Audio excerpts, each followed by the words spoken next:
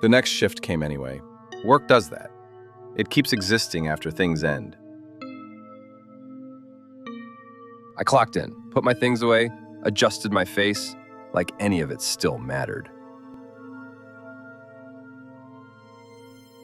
Before I used to rehearse. Now I just checked if I still look like a person. Elena was kind enough to make distance gentle. That made it worse. Hey. Hey.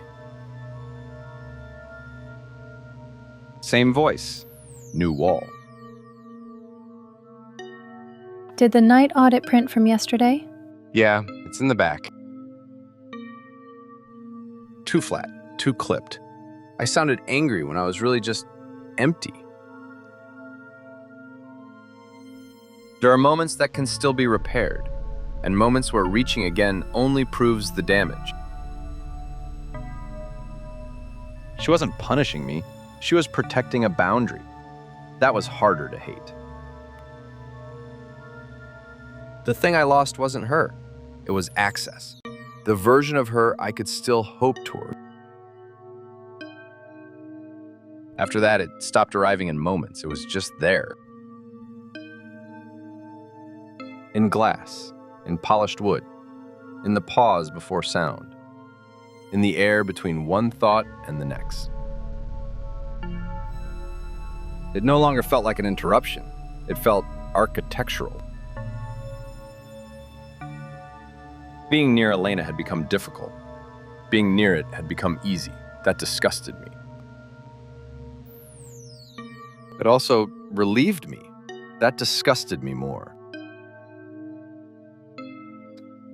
Sorry, can I get a copy of my invoice? The world kept asking for ordinary things. Directions, receipts, towels, a normal face. Long night? You look like you haven't slept in days. Then sometimes a stranger would say one sentence and it would hit the wound exactly. I couldn't tell anymore what was coincidence and what had learned how to wear coincidence's face. Elena still covered the breaks in me, even after everything. I can print that for you. One moment. Shame gets heavier when kindness survives you. The cameras used to show emptiness. Now they showed intention. One hallway had started doing something impossible. Not enough to prove, enough to feel. Numbers looked unstable, like the hotel was forgetting how to stop. That was the worst kind of wrongness, the kind that leaves you still responsible for doubting it. The Halcyon no longer felt like the place I worked. It felt like the shape my loneliness would choose if it could build. So I tried the oldest defense, routine. Paper, keys, calls, names. Let the world stay small enough to survive. But even routine had edges now. Every time she was near, I could feel myself wanting to turn toward what was no longer mine to ask for. She was still kind, just carefully kind. 407 asked for a late checkout note. I wrote it down for you. It still hit me. Even after rejection, a small kindness could still rearrange my whole body. There are moments that arrive without permission. The room gets too quiet. The person is too close. The thing you've been not saying starts to rise. I didn't want to confess again. I wanted one honest sentence that didn't collapse. Elena, I know I made things hard. I'm not trying to do that again. It sounded smaller out loud. Most real things do. I just really thought one thing was real, that you saw something in me I didn't have to explain. No performance left now, just injury. This was the closest I got to sounding like myself. Not impressive, just true. Michael, I did see you. I do. Elena always answered like a person. That was the limit and the grace of her. There are people who wound you by being cruel, Just not in the way you needed me to. and people who wound you by being honest where you needed the impossible. Not because she was wrong, because she was exactly right. She could come this close, and still not cross. I'm sorry. That was the final human proof. Closeness was real. It was just incomplete. It came nearest when a person reached their limit. No shock, no sudden violence, just certainty approaching. It didn't need to tell me Elena had failed. It only had to touch the place where I already knew she couldn't finish the crossing. I know. And this time it brought more with it. Not comfort, explanation. It had not chosen me at random. Loneliness had made a shape in me. Something inhuman had learned to feed through that opening. You were already calling. Not sadness, not despair alone. Reaching. That was what it wanted. Hope, exposure, almost being understood, failing, wanting more. That was the cycle.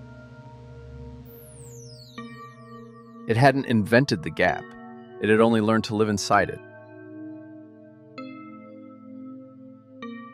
Minds came near, language reached, love tried, none of it fully crossed. That was what was unbearable. The entity was a parasite, but the wound it fed on was true. After that, the hotel stopped pretending to be a hotel. Or maybe I stopped being able to use the old word for it. Corridor after corridor, door after door, interiors everywhere, none of them open enough. The building had found its final shape, sealed rooms, temporary nearness, infinite interiors. Even the desk felt unreachable, like the part of me that still worked there belonged to another floor of myself. That was the final insult. Not emptiness, presence. Lives everywhere, just beyond entry. By then, I couldn't tell where I ended cleanly anymore. My face, my thought, my hunger, they no longer align. It didn't want my death first. It wanted reduction, to hollow me into wanting. Stay here. Let it end in certainty. That was when I understood the real danger, not vanishing, remaining only as need. A self can survive pain. It can survive shame. I didn't know if it could survive becoming only appetite. So I chose the only thing left, refusal. Not because I thought I could win, because I needed one part of me to remain mine. Human pain was incomplete, but it was still human. That mattered more than certainty. No. It did not respect dignity. Predators rarely do. Better to hurt as myself than be soothed into something less. It still wasn't enough. And the Halcyon opened. Not a door, a condition.